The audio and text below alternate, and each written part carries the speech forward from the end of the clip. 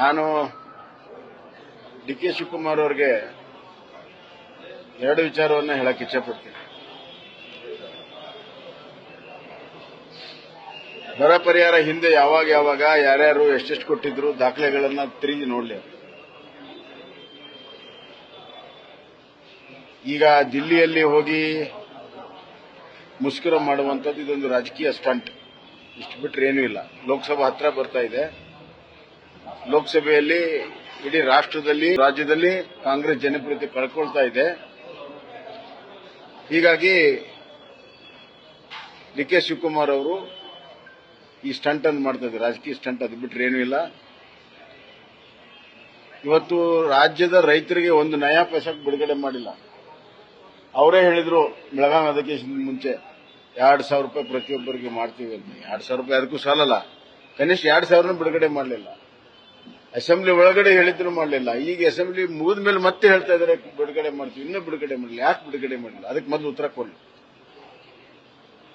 ನಮ್ಮ ರಾಜ್ಯದ ರೈತರಿಗೆ ಮೊದಲು ಉತ್ತರ ಕೊಡಲಿ. ರೈತರಿಗೆ ವಾಪಸ್ಸು ಚೆಕ್ಗಳನ್ನು ಕೊಡಕ್ಕೆ ಶುರು ಮಾಡಿದ್ದಾರೆ. ಸರ್ಕಾರಕ್ಕೆ 2,000 ರೂಪಾಯಿ ಚೆಕ್ ಅನ್ನು ಕೊಡಕ್ಕೆ ಶುರು ಮಾಡಿದ್ದಾರೆ. ನಾಚಿಕೆ ಆಗ್ಬೇಕು ಇವರು. ರೈತರ ವಿರೋಧಿ ಸರ್ಕಾರ ಇವತ್ತು ರಾಜ್ಯದಲ್ಲಿದೆ. ರೈತರ ವಿಚಾರದಲ್ಲಿ ಸಂಪೂರ್ಣವಾಗಿ ದಮನಕಾರಿಯಾಗಿ ಇರುವಂತಹ ನೀತಿ. ರೈತರ ಅನ್ನದಾತನನ್ನ ಕಡೆಗಣಿಸಿ ಅನ್ನ ಬಗ್ಗೆ ಕೊಡಕ್ಕೆ ಸಾಧ್ಯ ಇಲ್ಲ ಅನ್ನುವಂಥ ಅರಿವು ಸುದ್ದ ಈ ಸರ್ಕಾರಕ್ಕಿಲ್ಲ. ಕೇವಲ ರಾಜಕಾರಣ ಬಿಟ್ಟರೆ ಮತ್ತೇನು ಮಾಡ್ತಾ ಇಲ್ಲ, ಭ್ರಷ್ಟಾಚಾರ ಬಿಟ್ಟರೆ ಮತ್ತೇನು ಮಾಡ್ತಾ ಇಲ್ಲ. ತಮ್ಮ ಹುಳುಕನ್ನ ಮುಚ್ಚಿಕೊಳ್ಳಲು ಇವತ್ತು ಕೇಂದ್ರ ಕಡೆ ಬೊಟ್ಟು ಮಾಡಿ ತೋರಿಸ್ತಾರೆ. ನಮ್ಮ ಕಾಲದಲ್ಲಿ 2 ಸತಿ ಪ್ರವಾಹ ಬಂತು. ಸನ್ಮಾನ್ಯ ಯಡಿಯೂರಪ್ಪರ ಕಾಲದಲ್ಲಿ, ನಮ್ಮ ಕಾಲದಲ್ಲಿ ನಾವೇನು ಕೈಕೊಂಡು ಕೂತ್ವ? ಕೇಂದ್ರ ಸರ್ಕಾರ ಕೊಟ್ಟ ಮೇಲೆ ಕೊಡ್ತೀವಿ ಒಂದು ಪರಿಸ್ಥಿತಿ ಏನಾಗಿರೋದು. ಅವತ್ತು ಯಡಿಯೂರಪ್ಪನವರು 5 ಲಕ್ಷ ರೂಪಾಯಿವರೆಗೂ ಮನೆ ಕೊಟ್ಟರೆ ನಾನು ಬೆಳೆ ಪರಿಹಾರ 2 ಪಟ್ಟು ಕೊಟ್ಟಿದ್ದೇನೆ. ಸುಮಾರು 3,000 ಹತ್ತತ್ರ 3,000 ಕೋಟಿ 1.5 ತಿಂಗಳಲ್ಲಿ ಎಲ್ಲ ರೈತರಿಗೆ ಬಿಡುಗಡೆ ಮಾಡಿದ್ವಿ. ಬೇಕಾದಷ್ಟು ಉದಾಹರಣೆ ಇದೆ. ಇವತ್ತು ಅತಿ ಹೆಚ್ಚು ಬಜೆಟ್ ಮಂಡನೆ ಮಾಡಿರುವಂತಹ ಮುಖ್ಯಮಂತ್ರಿಗಳಿದ್ದಾರೆ. ರೈತರಿಗಾಗಿ ಒಂದು 3-4 ಸಾವಿರ ಕೋಟಿಯನ್ನ ಇವತ್ತು ತೆಗೆದಿಟ್ಟು ಮಾಡಕ್ಕೇನು ಆಗುತ್ತೆ?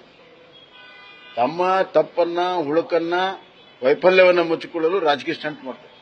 ಇನ್ನೊಂದು ಪ್ರಮುಖವಾಗಿ ನೀವು ಮುಖ್ಯಮಂತ್ರಿ ಆಗಿದ್ದ ಸಂದರ್ಭದಲ್ಲಿ ಪಾರ್ಟಿ ಪೂಜೆ ಕಾಂಗ್ರೆಸ್ ಅವರು ಮಾಡಿದ್ರು. ಇದೀಗ ಅದೇ ಕಾಂಗ್ರೆಸ್ನ ಶಾಸಕರು ನಮ್ಮ ಪಕ್ಷದ ವಿರುದ್ಧನೇ ಮಾತಾಡ್ತಾರೆ. ನೋಡ್ರಿ, ಈಗಾಗಲೇ 50% ನೋಡ್ರಿ, ಕಾಂಗ್ರೆಸ್ ಭ್ರಷ್ಟಾಚಾರದ ಗಂಗೋತ್ರಿ. ಇವತ್ತು ಈ ದೇಶದಲ್ಲಿ ಮೊದಲು ಭ್ರಷ್ಟಾಚಾರ ಅಂತ ಕೂಗು ಕೇಳಿದೆ ಕಾಂಗ್ರೆಸ್ ಆಡಳಿತದಲ್ಲಿ.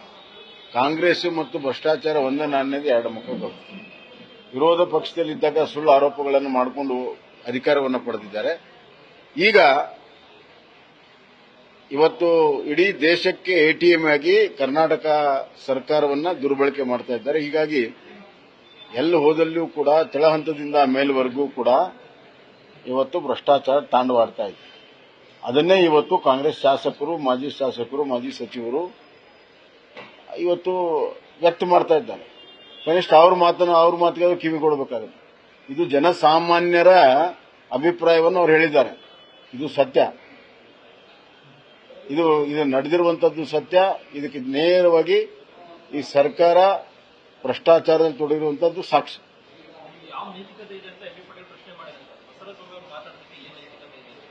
ಅದಕ್ಕೆ ಯಾವ ವಿಷಯದಲ್ಲಿ?